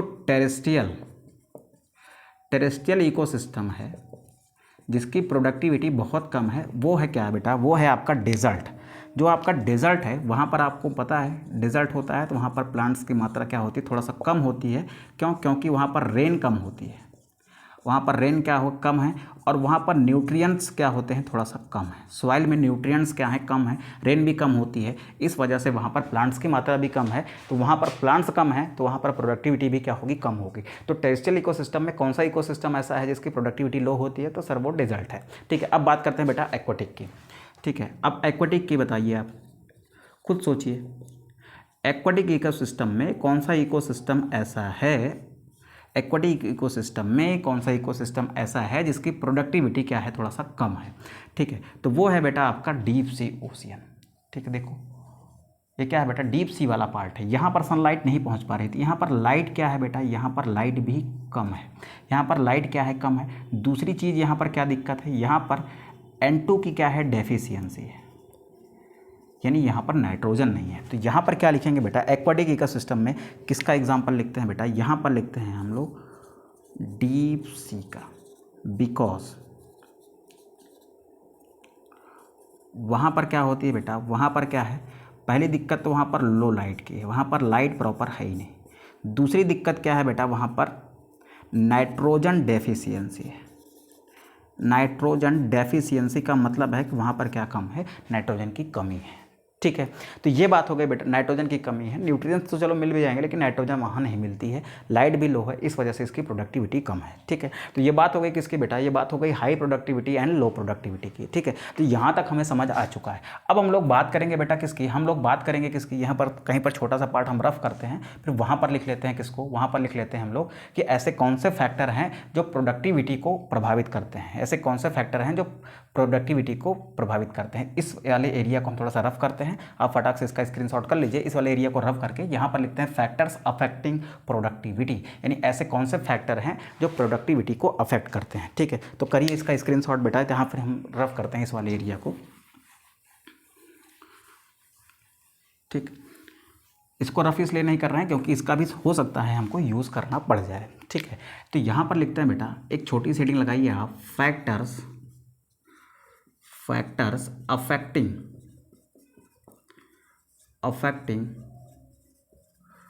प्रोडक्टिविटी।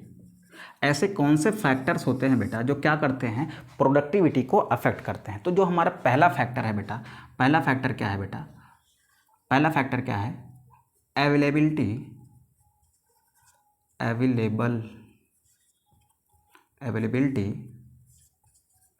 Of sunlight.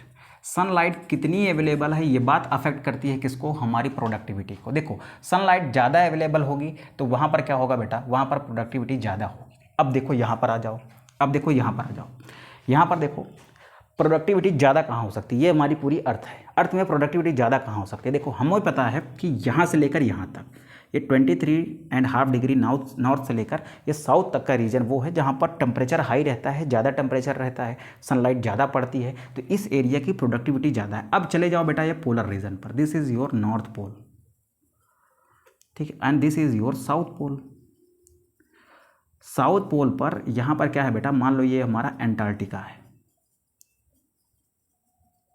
ठीक है। अंटार्कटिका पर टेम्परेचर ज़्यादा होगा कि इस ट्रॉपिकल एरिया में ज़्यादा होगा? तो आपका आंसर होगा सर ट्रॉपिकल एरिया में ज़्यादा होगा। क्यों ज़्यादा होगा? क्योंकि ज़्यादा सनलाइट पड़ रही होगी, ज़्यादा सनलाइट अवेलेबल है तो प्रोडक्टिविटी ज़्यादा है। अंटार्कटिका में प्रोडक्टिविटी क्या होगी? कम होगी। तो यहाँ पर क्या लिखते हैं बेटा, यहाँ पर क्या लिखते हैं, अवेलेबल ऑफ सनलाइट। दूसरी बात क्या लिखते हैं बेटा, फोटोसिंथेटिक कैपेसिटी। कुछ प्लांट ऐसे होते हैं जिनकी फोटोसिंथेटिक कैपेसिटी ज़्यादा होती है, जैसे अभी एग्जाम्पल लिया था ना C3 एंड C4 प्लांट का। तो फोटोसिंथेटिक कैपेसिटी भी डिसाइड करती है कि प्रोडक्टिविटी ज़्यादा होगी या फिर कम होगी। थर्ड चीज़ क्या है बेटा, थर्ड चीज़ है आपका टेम्परेचर। टेम्परेचर ज़्यादा होगा प्रोडक्टिविटी ज़्यादा होगी, ठीक है, जैसे आप देख पा रहे हो। अब ऐसा भी नहीं है कि बहुत ज़्यादा टेम्परेचर का दो आप 70-80 डिग्री सेल्सियस पे लेके चले जाओ फिर कह दो कि प्रोडक्टिविटी ज़्यादा होगी, ऐसा नहीं है। जो मतलब एक ऑप्टिमम रेंज है जैसे 25 डिग्री सेल्सियस, जहाँ पर एंजाइमेटिक एक्टिविटी बहुत अच्छे से होती है, ठीक है। अब ज़्यादा टेम्परेचर कर दोगे तो एंजाइम्स का भी एक रेंज होता है ना टेम्परेचर का, जिसमें वो काम कर सकते हैं। टेम्परेचर ज़्यादा हो जाएगा तो एंजाइम ढंग से काम नहीं करेंगे। जैसे आप देख लो, जब भी आपका बुखार आता होगा आपकी बॉडी का टेम्परेचर क्या होता है, बढ़ता ही है ना।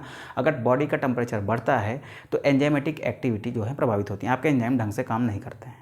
तो इसी वजह से जब बुखार आता है तो आप खाना खाते हो, खाना खाने के फिर टेस्ट नहीं आता उसका, मतलब फिर उस तरीके का टेस्ट नहीं आता, मज़ा नहीं आता। क्यों? क्योंकि आपके जो डाइजेशन करने वाले एंजाइम्स हैं ना वो ढंग से काम नहीं कर रहे होते हैं, तो आपको खाना खाने का मन नहीं करता। ये सब दुनियादारी की चीज़ें होती हैं, ठीक है। ये सब किसकी वजह से बेटा, इंक्रीज ऑफ टेम्परेचर की वजह से, क्योंकि आपके जो एंजाइम्स होते हैं ना वो एक प्रॉपर टेम्परेचर पर ही काम करते हैं, ठीक है। यहाँ तक बात क्लियर है बेटा। तो ये हो गई बात बेटा किसकी, टेम्परेचर की। और चौथी चीज़ क्या है बेटा, चौथी चीज़ है मॉइस्चर, ठीक। मॉइस्चर का होना भी जरूरी है किसके लिए, प्रोडक्टिविटी के लिए। पांचवी चीज़ क्या है बेटा, पांचवी चीज़ है आपके सॉइल्स में न्यूट्रिएंट्स की अवेलेबिलिटी, न्यूट्रिएंट्स की अवेलेबिलिटी,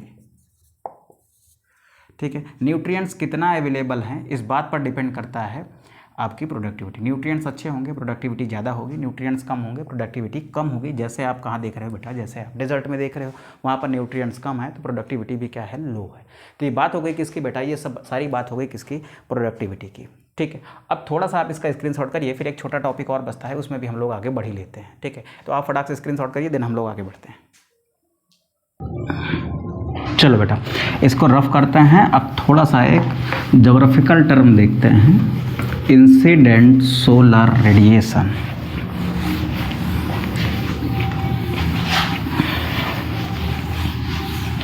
ठीक, इस टॉपिक में ना थोड़ा सा आपको ज्योग्राफी वाला फील आएगा, ठीक। तो आप हेडिंग लगाइए बेटा, आप यहाँ पर इंसिडेंट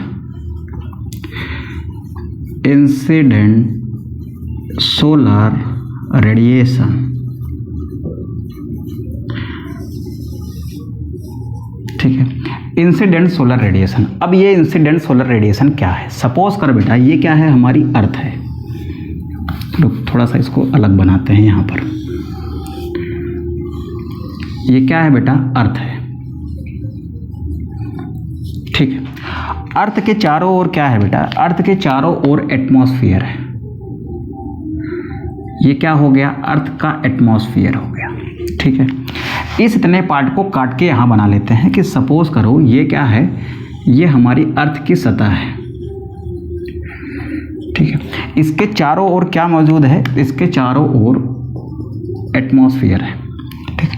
इस एटमॉस्फेयर में क्या है, ऐसे क्लाउड्स हैं, ठीक है सर। ये क्या है, क्लाउड्स हैं। जैसे यहाँ पर ये एटमॉस्फेयर है, इसमें क्या है, ऐसे क्लाउड्स हैं, ठीक है। और क्या है बेटा, और क्या है, यहाँ पर डिफरेंट गैसेज हैं। जैसे हम देखते हैं ना कि हमारी एयर में नाइट्रोजन है, ऑक्सीजन है, कार्बन डाइऑक्साइड है, ठीक है। तो यहाँ पर क्या है, यहाँ पर आपकी एयर है। एयर क्या है बेटा, मिक्सचर ऑफ गैसेस। तो ये क्या हो गए, यहाँ पर भी ऐसे एयर है मान लो। चलो अब यहाँ पर क्या है, यहाँ पर हमारा सन है, ठीक है। अब मैं जो कहना चाह रहा हूँ आप ध्यान से सुनेंगे बेटा। यहाँ से क्या आ रही है, यहाँ से आ रही है सनलाइट, ठीक है। ये सनलाइट आ रही है, ठीक है। सनलाइट आ रही है, नहीं सनलाइट इस पर गिर रही है, तो जो भी सनलाइट इस पर गिर रही है ना उसको हम कह रहे हैं ISR, ठीक है, यानी इंसिडेंट सोलर रेडिएशन है। तो जितनी भी रेडिएशन यहाँ पर गिर रही है, लाइट किस फॉर्म में है बेटा, रेडिएशन के फॉर्म में है। तो यहाँ पर जो भी लाइट गिर रही है ना, उसको हम क्या कह रहे हैं, ISR कह रहे हैं। अब यहाँ पर एक एग्जांपल बना रहा हूँ मैं, उसको ध्यान से समझेंगे। इस वाले चीज़ को मैं यहाँ पर लिख रहा हूँ। ये क्या है बेटा, ये वाला पार्ट यहाँ पर है, बाकी सब आपका ये एटमॉस्फेयर है। यहाँ पर क्या है, यहाँ पर सन है, एकदम आग बबूला सन, ठीक है, एकदम गुस्से में है, ठीक।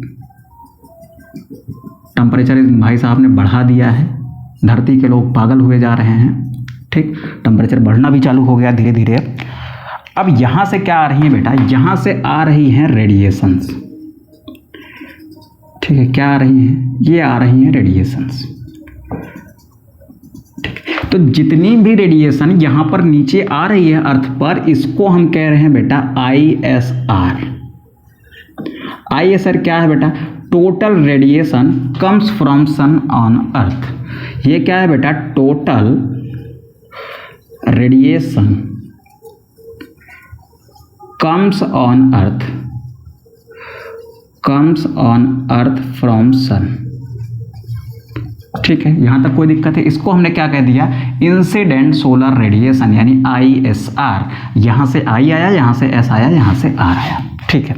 अब इस अर्थ पर क्या है बेटा, ऐसे छोटे छोटे पेड़ पौधे हैं, कुछ छोटे हैं कुछ बड़े हैं, ठीक है। यहाँ पर क्या बना ले रहे हैं हम, यहाँ पर ऐसे कुछ हम लोग क्या बना ले रहे हैं, यहाँ पर बना ले हैं कुछ ट्रीज, ठीक। ये क्या हो गए, हमारे ट्रीज हो गए, ठीक है। अब ध्यान से सुनेंगे बेटा, अब ध्यान से सुनेंगे।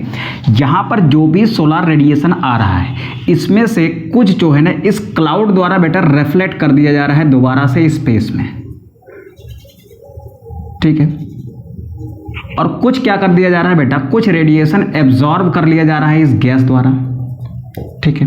तो यहाँ पर क्या है बेटा, ये reflected by cloud and some absorbed by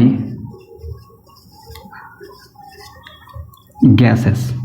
यानी इस एटमॉस्फेयर में जो गैसेस मौजूद हैं, कुछ उसको क्या कर रही हैं बेटा, एब्जॉर्ब कर ले रही हैं, कुछ क्या कर रहे हैं बेटा, ये क्लाउड जो है ना, ये रिफ्लेक्ट कर दे रहे हैं। तो जितना ISR आ रहा है, यानी जितनी रेडिएशन आ रही है, उसमें 50% से ज़्यादा क्लाउड द्वारा क्या कर दी जा रही है, रिफ्लेक्ट कर दी जा रही है, या फिर गैसेस द्वारा क्या कर ली जा रही है बेटा, गैसेस द्वारा एब्जॉर्ब कर ली जा रही है। तो यहाँ पर एक बात लिखते हैं हम लोग, यहाँ पर लिखते हैं टोटल ISR। यहाँ पर क्या है, टोटल ISR, यानी जितनी रेडिएशन सन से अर्थ पर आ रही है, उनमें से क्या हो रहा है बेटा, मोर देन 50%, मोर देन 50% क्या कर दी जा रही है बेटा, absorbed by gases, absorbed by gases और reflected by cloud, reflected by cloud, ठीक।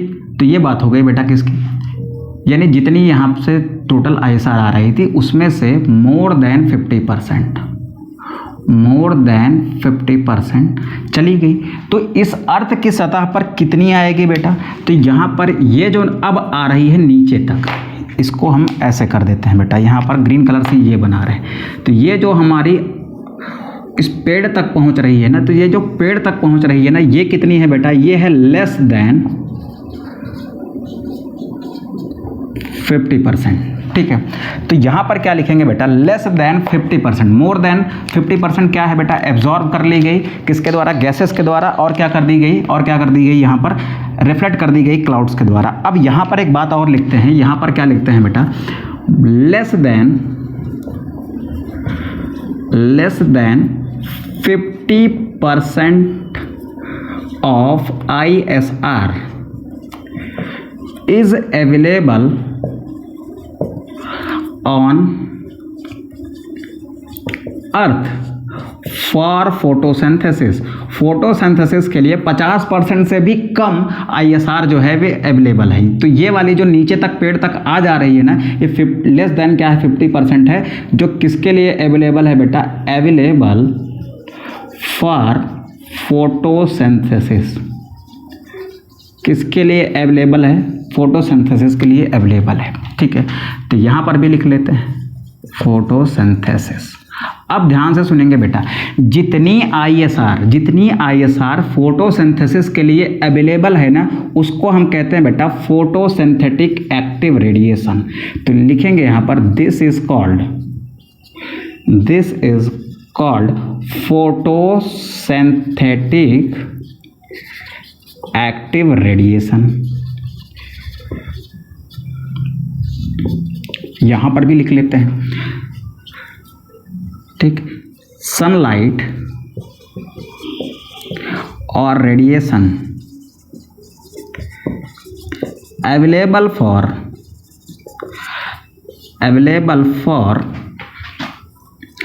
Photosynthesis is called photosynthetic active radiations। अब मेरी बात को ध्यान से सुनेंगे बेटा, तो जितनी आई उसको हमने क्या कह दिया बेटा, उसको कह दिया फोटोसिंथेटिक एक्टिव रेडिएशंस, PARS। अब जितनी PARS आ रही है, जितने लाइट अवेलेबल है फोटोसिंथेसिस के लिए, प्लांट क्या करता है, उनमें से केवल 2 से 10% टोटल जो लाइट अवेलेबल है इस प्लांट के पास फोटोसिंथेसिस करने के लिए, उसमें से केवल 2 से 10% वो इस्तेमाल करता है किसके लिए, फोटोसिंथेसिस के लिए। ठीक है, तो क्या लिखेंगे बेटा, आउट ऑफ टोटल PARS किसको कह रहे हैं बेटा, फोटोसिंथेटिक एक्टिव रेडिएशन को, यानी जितनी इस प्लांट तक पहुंच रही हैं, out of total PARS plant uses only 2 to 10% of it, यानी टोटल PARS जो भी यहां पर आ रही है उसका कितना इस्तेमाल करते हैं बेटा, इस टोटल का 2 से 10% इस्तेमाल करते हैं अपनी फोटोसिंथेसिस के लिए। प्लांट यूजेस 2 to 10% ऑफ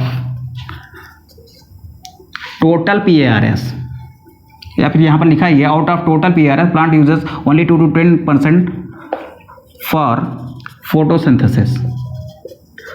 चलो, अब ये बात ध्यान से सुनिएगा बेटा, जितनी PARS आ रही है, यहाँ पर कितनी आ रही है बेटा, जो ये भी आपकी PARS है ये 50% से कम है, टोटल ISR में 50% से कम है। तो ये जो भी PARS है उसका 2 से 10% यूज़ करता है। तो ये जो 2 से 10% PARS है ना, ये टोटल ISR का कितना परसेंट है, मेरी बात समझो, जो भी यहाँ से रेडिएशन आ रही है उस रेडिएशन में कितना परसेंट PARS है, तो वो है आपका लेस देन 50%। ठीक है, लेस देन क्या है, 50% है। यहाँ पर देखो लेस देन 50% है। अब इस लेस देन 50% में भी 2 से 10% यूज़ होता है।